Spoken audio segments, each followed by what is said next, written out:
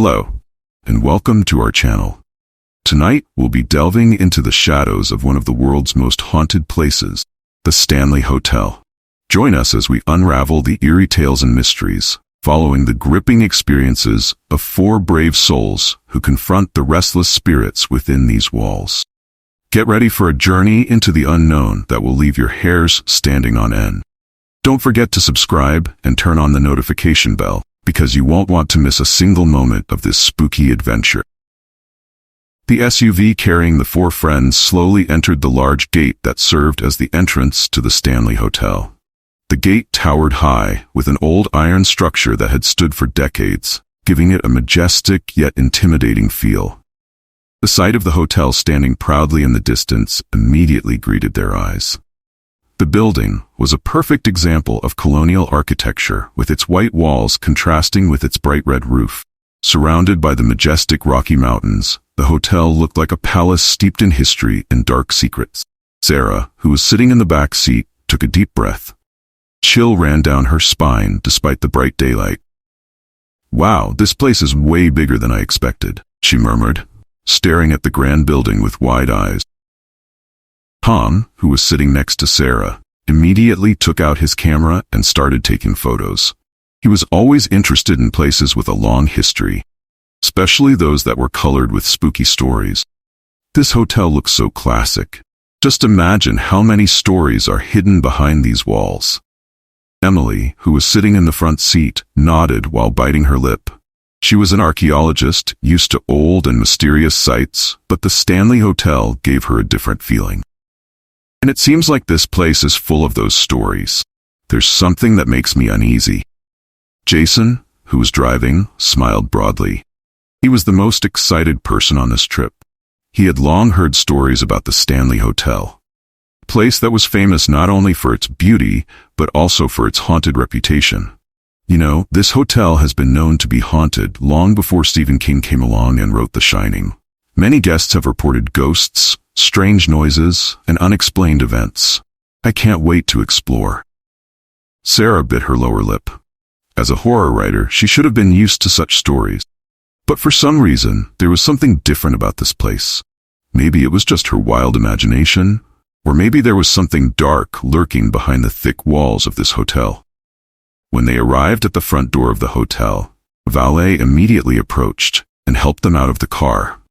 The building looked much larger and more haunted up close. The large, heavy wooden doors creaked open, as if welcoming them into another world. The hotel lobby was just as grand as its exterior. Polished marble floors reflected the light from the crystal chandeliers that swayed gently above them. The walls were decorated with old paintings depicting landscapes and portraits of people who looked haughty and mysterious. "Quite a warm welcome," Emily said with a hint of sarcasm, though there was a clear tension in her voice. They approached the reception desk, where an elderly man with neatly styled white hair and a wrinkled face stood behind the desk. His name was Mr. Thompson, according to the name tag on the right chest of his uniform. The slight smile that adorned his face could not dispel the coldness that radiated from his eyes. "Welcome to the Stanley Hotel. Do you have a reservation?" he asked in a low voice that was almost a whisper. Jason, who was in charge of reservations, replied enthusiastically, "Yes, we have 4 rooms booked. One of them is room 2717, is it not?" Mr. Thompson's expression changed for a moment.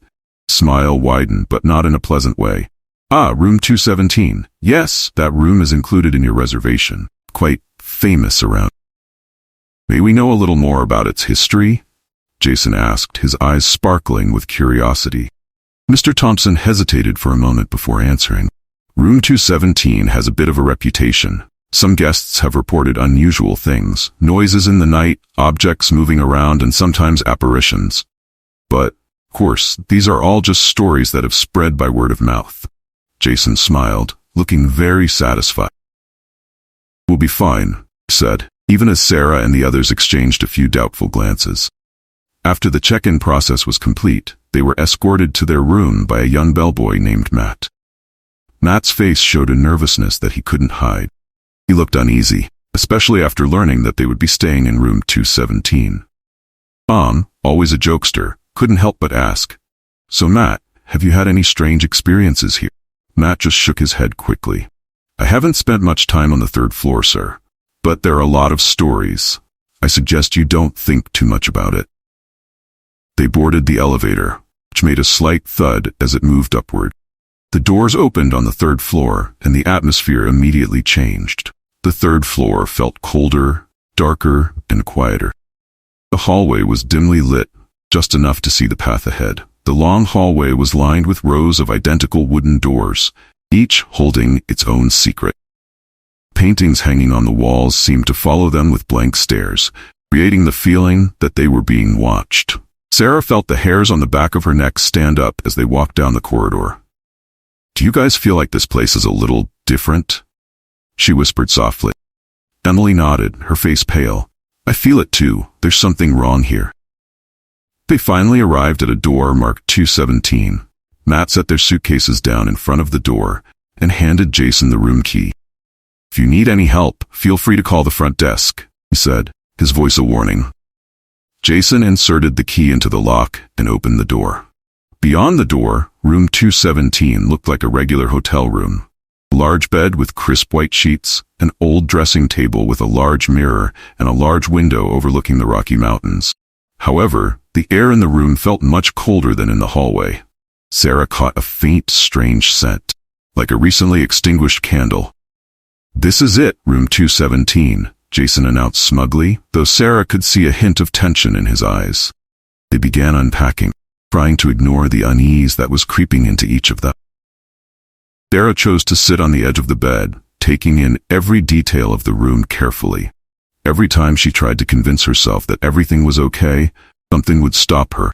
Something invisible, yet so obvious. Night was beginning to set in, and they decided to take a short break before dinner. Tom set up his camera, preparing to take some photos of the room's interior as part of his documentation. Meanwhile, Jason opened his laptop, searching for more information about the hotel. You know, I found some interesting stories about this room, Jason said, breaking the silence. Apparently in 1911, a maid named Elizabeth Wilson had an accident in this room. She was badly injured when a gas leak exploded when she turned on the lights. And her spirit still roams here? Sarah asked, half hoping the story was just a hoax. According to some sources, yes. Some say she helps make the beds, or sometimes she turns on the lights. But there are also those who say that he is not too happy if there are guests staying here.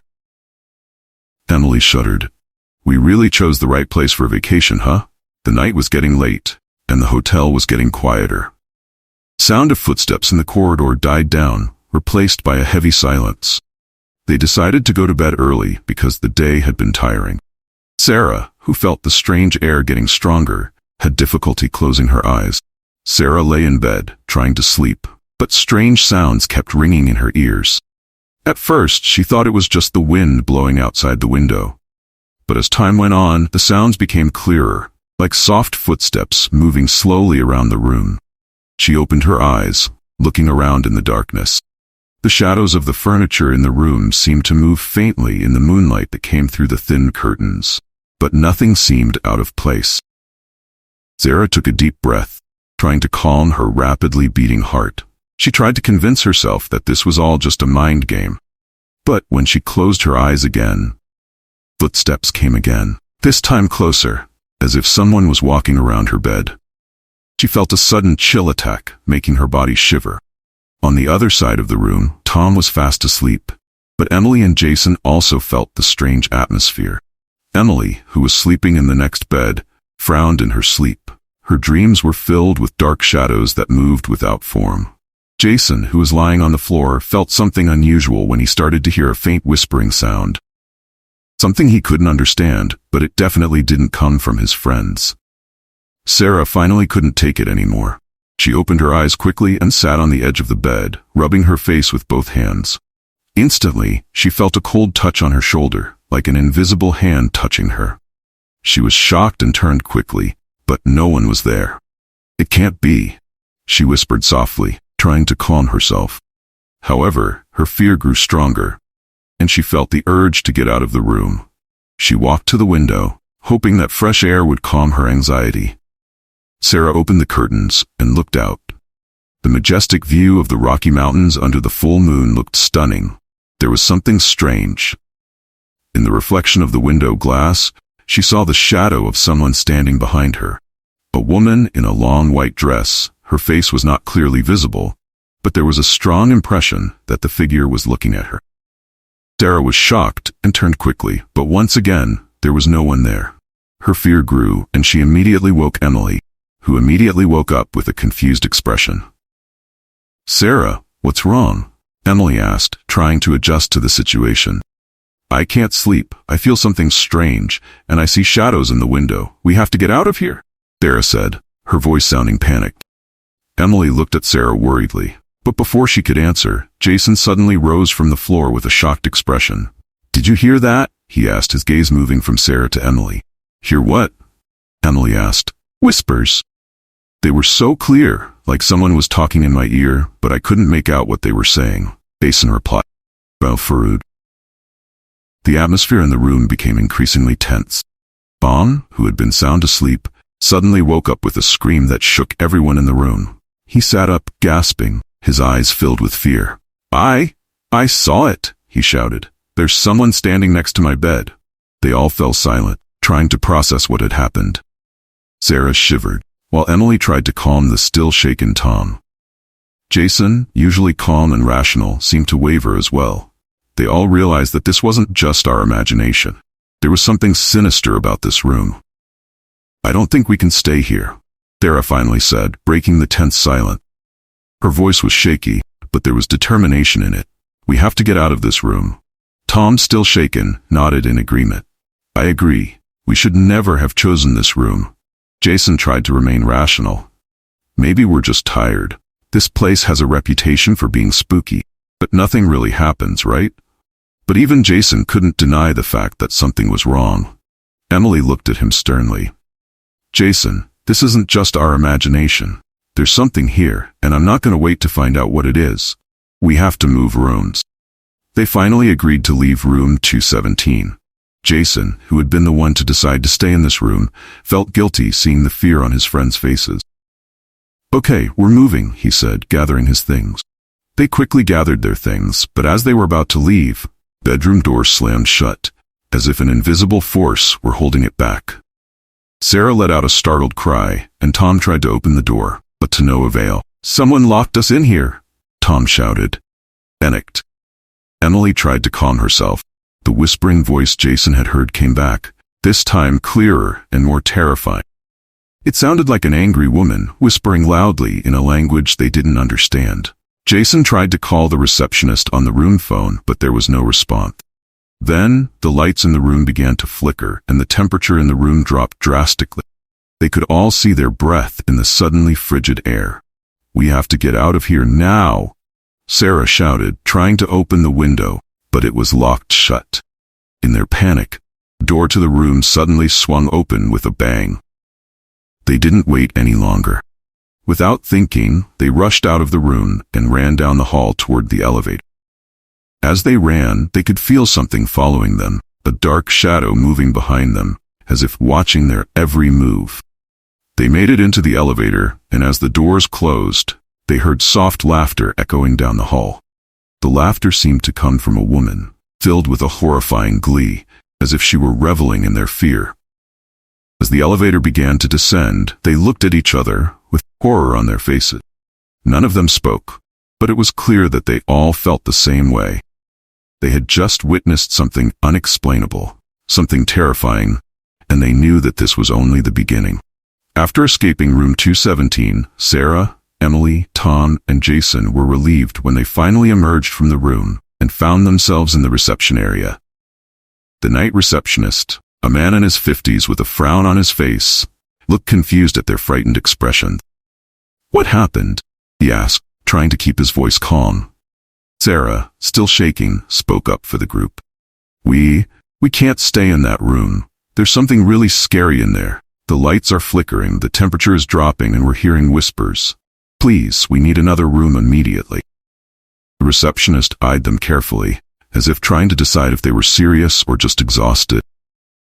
"Another room? I'm not sure there are any available right now. We're almost full," replied. a hint of skepticism in his voice. "It doesn't matter. We can't go back to that room. Whatever's in there, it's real," Emily said, her voice laced with tension. Finally, the receptionist nodded. "Okay, I'll see if there are any available rooms and move your reservation. In the meantime, you can wait in the lobby." After a few minutes that felt like hours, the receptionist returned with the keys to the new rooms. "We have a room available downstairs. You can stay there tonight. Just remember, there are a few rules. Don't move around too much at night, and don't hesitate to call us if you feel uncomfortable." They thanked him and headed to their new rooms at a brisk pace, trying to ignore the increasingly strange atmosphere of the hotel. The hotel lobby, which should have been a warm and welcoming place, seemed increasingly dark and eerie. The black and white pictures on the walls, the dim lights, and the sound of the wind blowing made them feel like they were in a horror movie. Their new rooms were located downstairs, far from room 217. Although it seemed more modern and comfortable, the room still felt cold and gloomy. Sarah, Emily, Tom, and Jason each tried to calm themselves and try to get some sleep. However, the tension they had experienced in room 217 still haunted them. Sarah and Emily slept in their beds, while Tom and Jason lay on the extra mattress. Even though they tried to sleep, every time they were close to falling asleep, strange sounds began to be heard. It sounded like invisible footsteps, the sound of objects falling, faint whispers. Although this room did not have the extreme events of room 217, the feeling of anxiety and discomfort was still very much there. Emily woke up early, feeling restless. She went to the bathroom, and when she returned, she saw something terrifying. Faint reflection in the mirror, as if there was another figure standing behind her. When she turned around, there was no one there. Her fear increased, and she went back to bed, trying to convince herself that it was just her imagination. The next morning, they went to the hotel restaurant for breakfast, hoping to get some answers from the front desk or the hotel staff. They were met by a young woman who worked as a waitress. The woman, seeing their condition, seemed concerned. "Something wrong? You all look very tired and scared," the waitress asked in a friendly tone. Sarah, sensing that something was wrong, decided to ask. "Yes, we experienced something strange in room 217 last night. We moved to another room, but it still felt very uncomfortable. Do you know anything about that room?" The woman paused for a moment, looking at them with sympathetic eyes. "Oh, room 217? We've heard stories about that room a lot. There are a lot of rumors and scary stories going around. It's a very famous room in this hotel, but not many people know the real details." Emily couldn't wait and asked further, "What exactly happened in room 217? The woman took a deep breath and began to tell a shocking story. Room 217 was where the big explosion happened in 1911. A maid named Elizabeth Wilson was badly injured in the incident. She was treated in that room, and it is said that her spirit still often appears there. Many guests report seeing her figure, especially at night. Tom and Jason exchanged a tense look. "What does seeing her figure mean?" The maid continued. "Some guests report seeing her standing in the corner of the room or feeling a cold touch on their shoulders. Others have heard unexplained whispers, and some people feel as if they are being monitored all the time." They all fell silent, feeling the growing horror. Sarah felt her legs shaking, while Emily, Tom, and Jason tried to hold back their fear. The terror they felt grew more intense, realizing that they were not just facing a fantasy.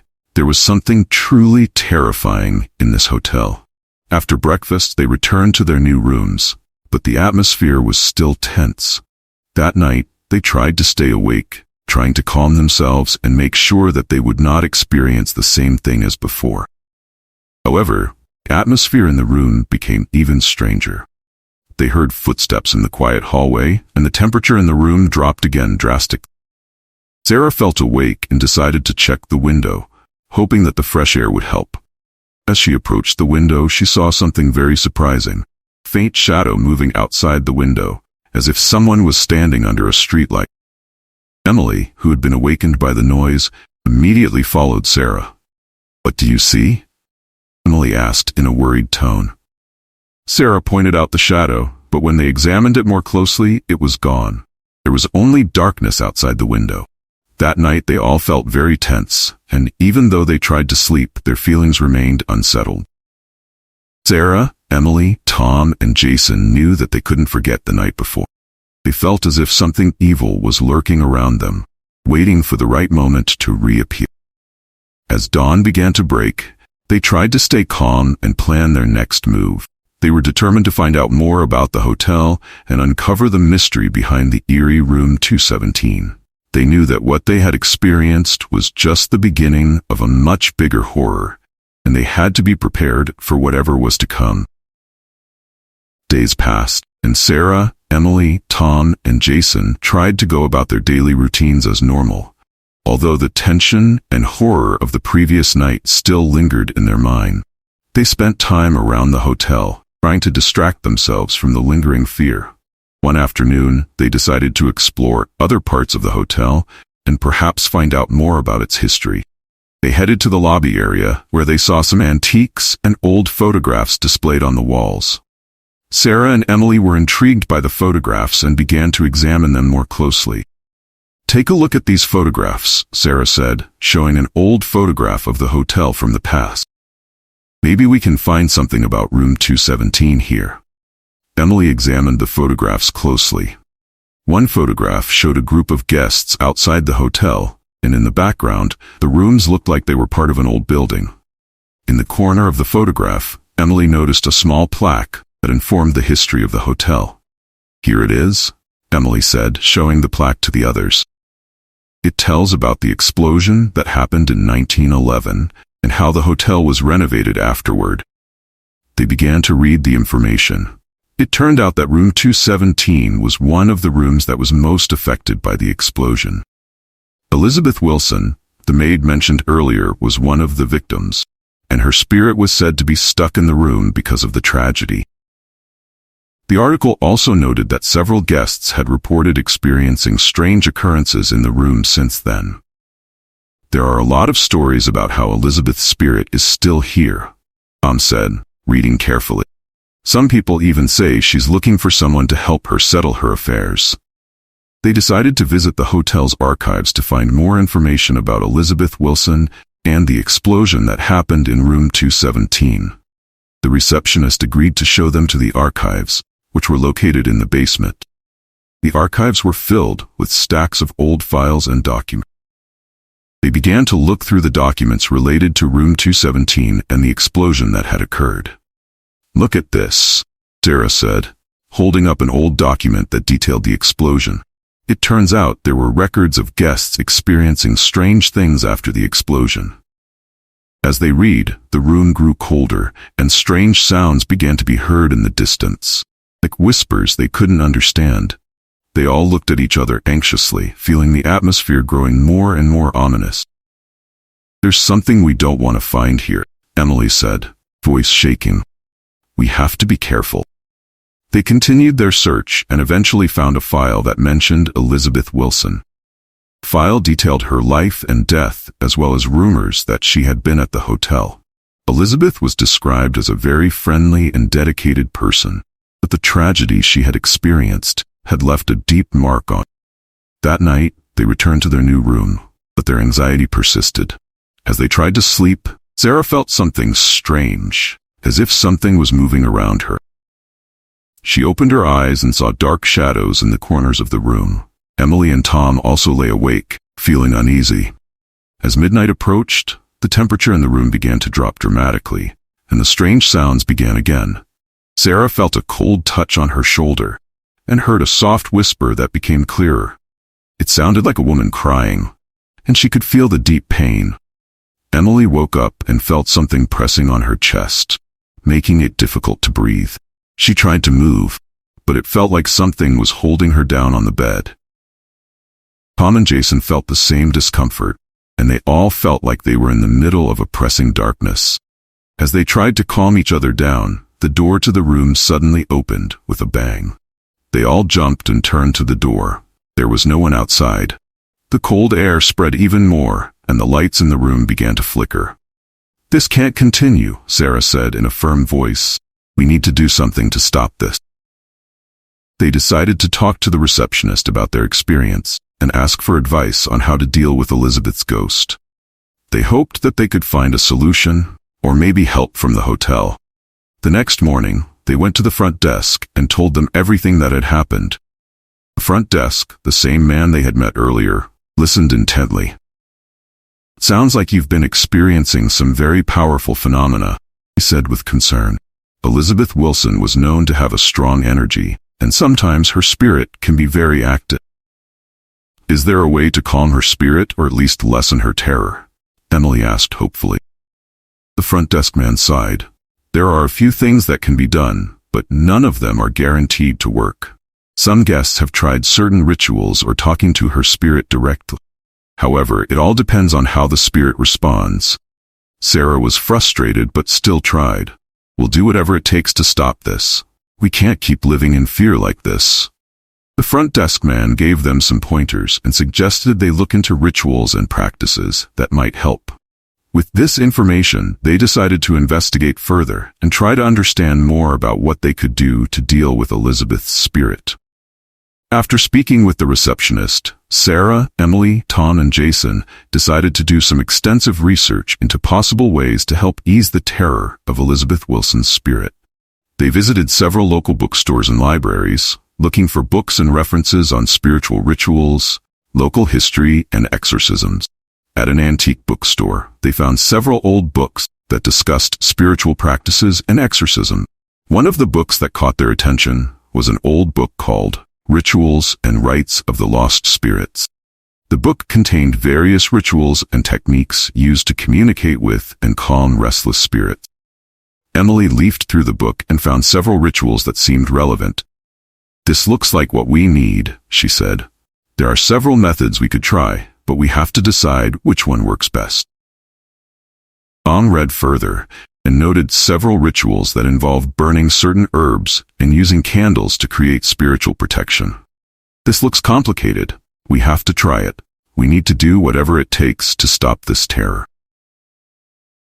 They bought the necessary ingredients from the shop and decided to perform the ritual in their room the following night. They wanted to make sure that they performed the ritual correctly to have the maximum effect. When night fell, they prepared the room carefully. They cleaned the area around the bed and arranged the ritual ingredients carefully. Candles were lit, and they scattered the herbs they had bought around the room to create a protective aura. Emily read the instructions from the book aloud, trying to follow the exact steps of the ritual. Sarah and Jason held the candles and herbs with full concentration, while Tom watched and was ready to act. Anything untoward happened. As the ritual began, the atmosphere in the room became increasingly tense. Candles flickered, and the aroma of the herbs began to fill the air. They felt as if there was a powerful energy filling the room. Suddenly, the lights in the room flickered more intensely, and the temperature of the room dropped drastically. Faint whispers began to be heard, and dark shadows began to appear in the corners of the room. The atmosphere became increasingly tense, and they felt as if something evil was watching them. Sarah felt something holding her breath and tried hard to stay calm. "Don't panic," called out. "We have to finish this ritual." However, as time went on, the atmosphere in the room became more and more terrifying. Elizabeth's spirit seemed to be getting more active, and they could see a vague figure floating around the room. Despite their efforts, it felt like the spirit was getting angrier and more out of control. Emily was terrified and almost cried. "It's not working. She seems more aggressive." Tom tried to continue the ritual even though the atmosphere was getting more and more out of control. However, all their efforts seemed to be in vain. The terror they experienced was getting more intense, and they began to doubt the effectiveness of the ritual. The next morning, after a tiring night, they felt very tired and frustrated. They decided to seek additional help from someone who might have more knowledge about spirits and how to calm them. They heard about a local spiritualist who was known for her abilities in dealing with paranormal problems. After contacting her, they made an appointment to meet. The spiritualist was an old woman named Madame Alara, who was known for her skills in dealing with restless spirits. When they met her, they told her all about their experiences at the hotel and how they had dealt with Elizabeth's spirit. Madame Alara listened intently, a face full of concern. After hearing their story, she said, Elizabeth's spirit may not want to just be neutralized. She may be looking for something more, like closure or recognition for her tragic death. Emily asked, what should we do to help her? We've tried rituals, but they didn't work. Madame Alara explained that they needed to take a more personal approach. Try to communicate with her directly. Ask her what she needs and help her find peace. Sometimes, spirits just want to be heard and understood. With Madame Alara's advice, they returned to the hotel with a new determination to try a more personal approach. That night, they sat in the room and decided to try to communicate directly with Elizabeth's spirit. They turned off all the lights and sat in the dark, trying to create a calm atmosphere. Sarah began the conversation softly. Elizabeth, we're here to help. We know you've been through a lot, and we want to hear what you need. There was a long silence before the soft whispers began again. Sarah felt like something was responding, but she couldn't make out what was being said. Emily added, we really want to help. If there's anything you want or need, please let us know.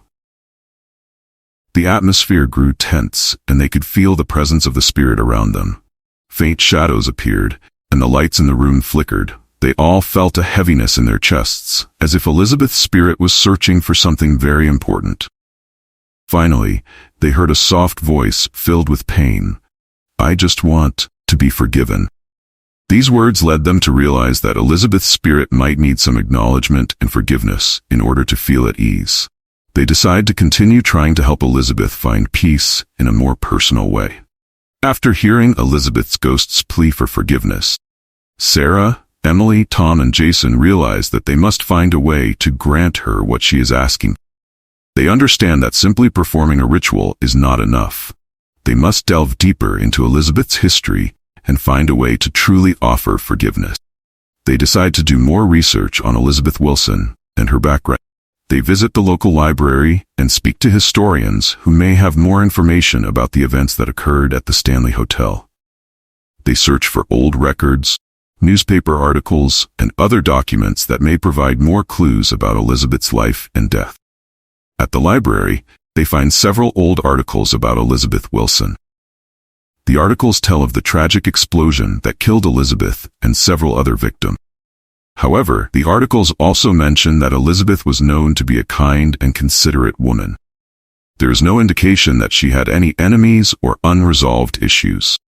Emily, looking through the documents, finds one article that is a little different. It talks about claims from several hotel guests who have seen Elizabeth in various locations around the hotel. The article mentioned that some people felt that Elizabeth seemed to be searching for something or someone. The article seemed to suggest that Elizabeth might be searching for someone or something that was important to her. Emily said, maybe she couldn't find peace because there was something she couldn't find. Sarah felt that this was the clue they needed. If Elizabeth was searching for something, maybe we should try to find what she was searching for. Maybe this could help us give her the forgiveness she needs. They returned to the hotel and decided to explore some of the hotel that they hadn't visited yet. They hoped to find additional clues that could help them understand what Elizabeth might be searching for. One of the places they explored was the storage room for antiques and items from the hotel's past. It was filled with old items and some items that might have historical value. They searched every corner carefully, hoping to find something that might have something to do with Elizabeth. Among the items, they found an old box covered in dust. The box looked like it had not been opened in a long time. They opened it and found several personal items that appeared to belong to Elizabeth. Old letters, photographs, and a few small objects that seemed very personal. Sarah found a letter that appeared to have never been read. It was written in Elizabeth's handwriting and addressed to someone named Edward, who appeared to be someone close to Elizabeth. I think this might be the key to understanding what she was looking for, Sarah said, reading the letter carefully. The letter expressed Elizabeth's feelings about losing someone very important to her, and how she felt she couldn't move on without getting closure from that relationship. Edward seemed to be someone who meant a lot to Elizabeth, Emily said. Maybe he was part of the reason Elizabeth couldn't find peace. With the information from the letter, they began to try to figure out who Edward was and what happened to him. They discovered that Edward was a man who had worked at the hotel and was involved in the same explosion. However, historical records show that Edward disappeared without a trace after the explosion. They contacted a local historian and tried to track down Edward. After a few days of research, they found that Edward likely died in the explosion, but there was no official record of his death or burial location. If Edward died, maybe he was also troubled, and that affected Elizabeth, Tom said. Maybe we should do something to honor them both. That night, they decided to hold a memorial service at the hotel. They set up a small altar in room 217, placing photos of Elizabeth and Edward, as well as their personal belongings. They also lit candles and prayed to honor and forgive them both. Sarah led the service, reading Elizabeth's letter and speaking of their respect and understanding for Elizabeth's life and grief. Emily and Tom joined in the prayer, while Jason kept the atmosphere calm. As the ceremony progressed, the atmosphere in the room felt calmer. Although there were some faint whispers, there were no more frightening phenomena like before. They felt that they had done something meaningful to help Elizabeth and Edward find peace. I feel like we did something right, Sarah said, relieved. Hopefully, this will help them find peace. The next day, they felt a significant difference in the hotel. The atmosphere in room 217 and the surrounding area seemed calmer and more peaceful. They no longer felt the terror they had felt before, and the hotel felt more welcoming. Sarah, Emily, Tom, and Jason felt satisfied with their efforts to help Elizabeth's spirit. They decided to leave the hotel with a sense of relief and hope that they had given Elizabeth and Edward the forgiveness and peace they needed.